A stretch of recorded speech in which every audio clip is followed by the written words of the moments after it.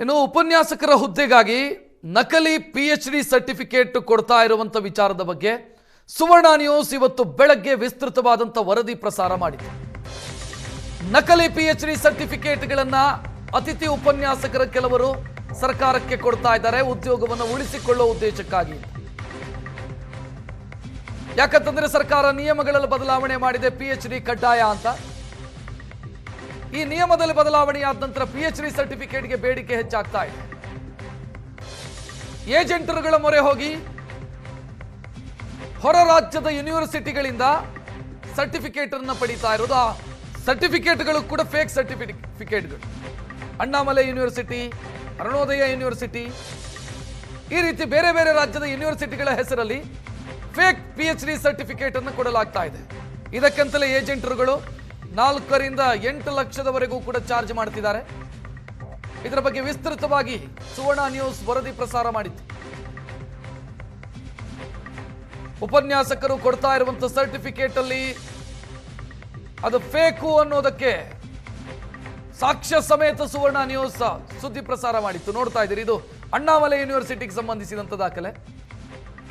Annamalai university ನ್ಯಾಕ್ ನಿಂದ A+ grade ಅನ್ನು ಪಡೆದಿರುವಂತ, ಮಾನ್ಯತೆ ಪಡೆದಿರುವಂತ ಯೂನಿವರ್ಸಿಟಿ. ಬಟ್ ಅವರು ಉಪನ್ಯಾಸಕರು ಒದಗಿಸಿರುವಂತ ಸರ್ಟಿಫಿಕೇಟ್ ಅಲ್ಲಿ A ಇದೆ, ಅಂದ್ರೆ A ಗ್ರೇಡ್ ಅಂತ ಇದೆ. ಅಲ್ಲೇ ಗೊತ್ತಾಗುತ್ತೆ ಇದು ನಕಲಿ ಸರ್ಟಿಫಿಕೇಟು ಅಂತ. ಎರಡನೇದ್ದು, ಅಣ್ಣಾಮಲೈ ಯೂನಿವರ್ಸಿಟಿಯ PhD ಲಿಸ್ಟ್ ಅನ್ನು ತೆಗೆದರೆ ಯಾರು ಈ 6 ಉಪನ್ಯಾಸಕರು ಸರ್ಟಿಫಿಕೇಟ್ ಕೊಟ್ಟಿದ್ದಾರೆ ಅವರ ಹೆಸರೇ ಇಲ್ಲ. ಅಣ್ಣಾಮಲೈ ಯೂನಿವರ್ಸಿಟಿಗೆ ಸಂಬಂಧಿಸಿದಂತೆ ಇದಾದ್ರೆ, ಇನ್ನು ಬೇರೆ ಬೇರೆ ಯೂನಿವರ್ಸಿಟಿಯಲ್ಲೂ ಕೂಡ ಇದೇ ರೀತಿಯ ವಿಚಾರಗಳು. ಇದು ನೋಡ್ತಾ ಇದ್ರಿ, ಚೌಧರಿ ಚರಣ್ ಸಿಂಗ್ ವಿವಿ, ಇದರ PhD ಸರ್ಟಿಫಿಕೇಟ್ ಅನ್ನ ಉಪನ್ಯಾಸಕರೊಬ್ಬರು ಒದಗಿಸಿದ್ದಾರೆ. ಆದ್ರೆ ಚೌಧರಿ ಚರಣ್ ಸಿಂಗ್ ವಿವಿಯಲ್ಲಿ ಕನ್ನಡ ವಿಭಾಗನೇ ಇಲ್ಲ. ಕನ್ನಡ ವಿಭಾಗವೇ ಇಲ್ಲದಂತ ಯೂನಿವರ್ಸಿಟಿಯಲ್ಲಿ ಕನ್ನಡ ವಿಭಾಗದಲ್ಲಿ ಇವರು PhD ಪಡೆದಿದ್ದಾರೆ ಅನ್ನುವಂಥ ಸರ್ಟಿಫಿಕೇಟ್. ಇದು ಕೂಡ ನಕಲಿ ಅನ್ನೋದು ಖಚಿತವಾಗಿ ಗೊತ್ತಾಗ್ತಾ ಇದೆ. ಚೌಧರಿ ಚರಣ್ ಸಿಂಗ್ ವಿವಿಯಲ್ಲಿ ಕನ್ನಡ ವಿಭಾಗ ಇಲ್ಲ, ಆದ್ರೆ ಈ ಸರ್ಟಿಫಿಕೇಟ್ ಅಲ್ಲಿ ಕನ್ನಡ ವಿಭಾಗ ಇದೆ. ಕನ್ನಡ ವಿಭಾಗವೇ ಇಲ್ಲದಂತ ಯೂನಿವರ್ಸಿಟಿಯಲ್ಲಿ ಕನ್ನಡ ಸಬ್ಜೆಕ್ಟ್ ಅಲ್ಲಿ PhD ಪಡೆದಿದ್ದಾರೆ ಅನ್ನುವಂಥ ಸರ್ಟಿಫಿಕೇಟ್. ಈ ರೀತಿ ಬೇರೆ ಬೇರೆ ಯೂನಿವರ್ಸಿಟಿಗಳ ಹೆಸರನ್ನ ಸರ್ಟಿಫಿಕೇಟ್ ಅಲ್ಲಿ ಬಳಸಲಾಗಿದೆ. ಆ ಸರ್ಟಿಫಿಕೇಟ್ ಫೇಕು. ಇದೊಂದು ದಂಧೆಯ ರೀತಿಯಲ್ಲಿ ನಡೀತಾ ಇದೆ. ಕರ್ನಾಟಕದ ಬೇರೆ ಬೇರೆ ಜಿಲ್ಲೆಗಳಲ್ಲೂ ಕೂಡ ನಡೀತಾ ಇದೆ. ಅರುಣೋದಯ ಯೂನಿವರ್ಸಿಟಿ ಅಂತ ಅರುಣಾಚಲ್ ಪ್ರದೇಶದಲ್ಲಿ ಏನಿದೆ, ಅಲ್ಲಿನ ಆ ಯೂನಿವರ್ಸಿಟಿ ಹೆಸರಲ್ಲೂ ಕೂಡ ಸರ್ಟಿಫಿಕೇಟ್ಗಳನ್ನು ಕೊಡಲಾಗ್ತಾ ಇದೆ. ಇನ್ನು ಸಚಿವರು ಮಾತನಾಡಿದ್ದಾರೆ, ಉಪನ್ಯಾಸಕರ ವಿರುದ್ಧ ಕ್ರಮ ಕೈಗೊಳ್ತೀವಿ ಅಂತ ಉನ್ನತ ಶಿಕ್ಷಣ ಸಚಿವರು. ಸುವರ್ಣ ನ್ಯೂಸ್ ವರದಿಯ ಬೆನ್ನಿಗೆ ಅವರು ಪ್ರತಿಕ್ರಿಯಿಸಿದ್ದಾರೆ. ಸುವರ್ಣ ನ್ಯೂಸ್ ವರದಿ ಪ್ರಸಾರ ಮಾಡಿದೆ.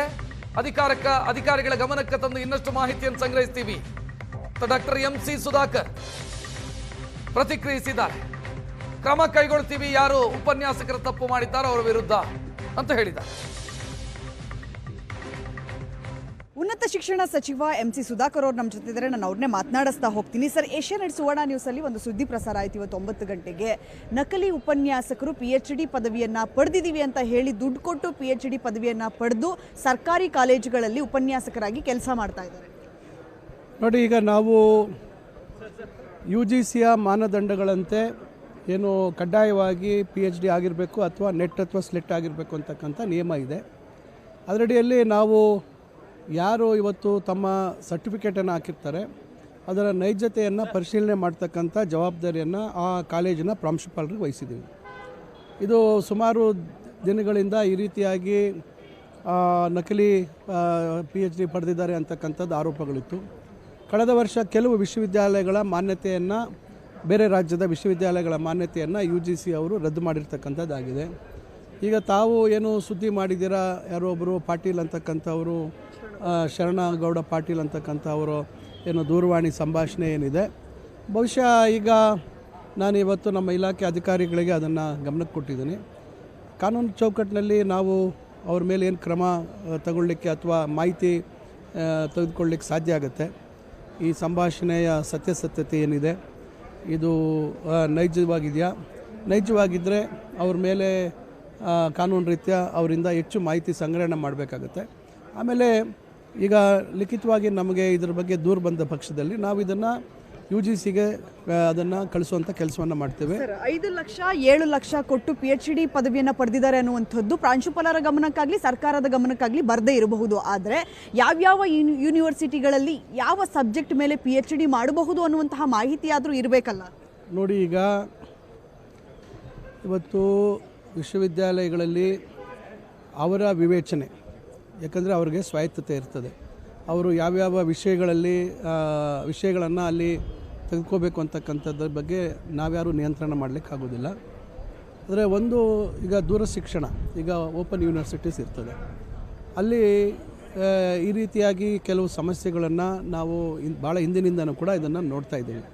ಅದರಿಂದ ನಾವು ನಿಯಂತ್ರಣ ಮಾಡುವಂಥದ್ದಕ್ಕೆ ಮತ್ತೊಂದಕ್ಕೆ ಸಾಧ್ಯ ಆಗಲ್ಲ. ಆದರೆ ನೈಜತೆಯನ್ನು ಪರಿಶೀಲನೆ ಮಾಡೋದಕ್ಕೆ ಸಾಧ್ಯ ಆಗುತ್ತೆ. ಸಾಕಷ್ಟು ಜನ ಕನ್ನಡ ಇರೋದೇ ಇಲ್ಲ ಆ ಯೂನಿವರ್ಸಿಟಿಯಲ್ಲಿ. ಅಂತಹ ಸರ್ಟಿಫಿಕೇಟ್ಗಳನ್ನು ಕೂಡ ತೆಗೆದುಕೊಂಡು ಬಂದು ಕಾಲೇಜುಗಳಲ್ಲಿ ಉಪನ್ಯಾಸಕರಾಗಿ ಸೇರಿ ಸಾಕಷ್ಟು ವರ್ಷ ಈಗ ಆಲ್ರೆಡಿ ಸೇವೆ ಸಲ್ಲಿಸ್ತಾ ಇದ್ದಾರೆ. ಅಂಥವರ ವಿರುದ್ಧ ಯಾವ ರೀತಿಯಾಗಿ ಕ್ರಮ ಆಗುತ್ತೆ? ಮತ್ತೆ ಇನ್ನೊಂದು ಸರಿ ಯಾರೆಲ್ಲ ಉಪನ್ಯಾಸಕರಾಗಿ ಅತಿಥಿ ಉಪನ್ಯಾಸಕರಾಗಿ ಜಾಯ್ನ್ ಆಗಿದ್ದಾರೆ ಅವರ ಡಾಕ್ಯುಮೆಂಟ್ಸ್ ಏನಾದರೂ ವೆರಿಫೈ ಮಾಡುವಂಥ ಕೆಲಸ ಆಗುತ್ತಾ? ನಾನು ಈಗಾಗಲೇ ಭಾಳ ಸ್ಪಷ್ಟವಾಗಿ ಹೇಳಿದ್ದೀನಿ, ಕಾಲೇಜು ಹಂತಗಳಲ್ಲಿ ಪ್ರಾಂಶುಪಾಲರು ಆ ಸರ್ಟಿಫಿಕೇಟ್ನ ನೈಜತೆಯನ್ನು ಪರಿಶೀಲನೆ ಮಾಡಬೇಕು ಅಂತಕ್ಕಂಥದ್ದು. ಇವಿಷ್ಟು ಸಚಿವರಾಗಿರುವ MC ಸುಧಾಕರ್ ಅವರ ಮಾತುಗಳು. ಕ್ಯಾಮ್ರಾ ಪರ್ಸನ್ ಸತೀಶ್ ಜೊತೆ ವಿದ್ಯಾಶ್ರೀ, ಏಷ್ಯಾನೆಟ್ ಸುವರ್ಣ ನ್ಯೂಸ್, ಬೆಂಗಳೂರು.